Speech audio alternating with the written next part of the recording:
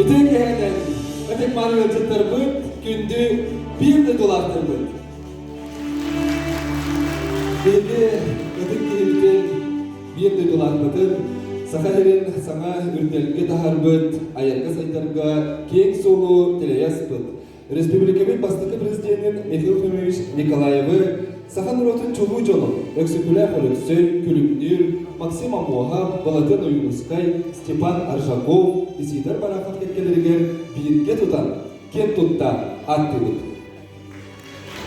Уважаемые гости, дорогие хангаласцы, сегодня первому всенародно избранному президенту Республики Саха-Якутия, одному из выдающихся государственных деятелей новой России, Михаилу Ефимовичу Николаеву, исполнилось 85 лет.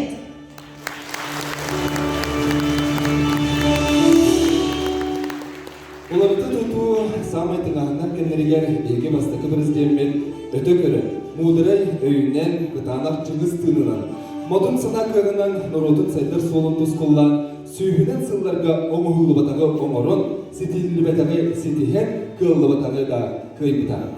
Суверенитет, конституция, федеративный договор құрдық, народ тым вопростарын бағарбыта. Өтчә төрелігітігер, чәпігерітігер, омуктары кітті бейіп тәңге барсыр әргетші сайдылар, өркен өйдер олар тұғығар үгігі марқа.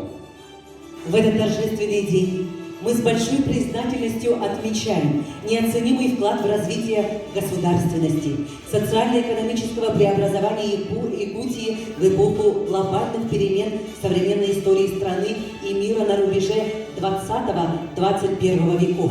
Имя Михаила Ефимовича Николаева вписано золотыми буквами в летопись Якутии наравне со славными сыновьями нашей республики.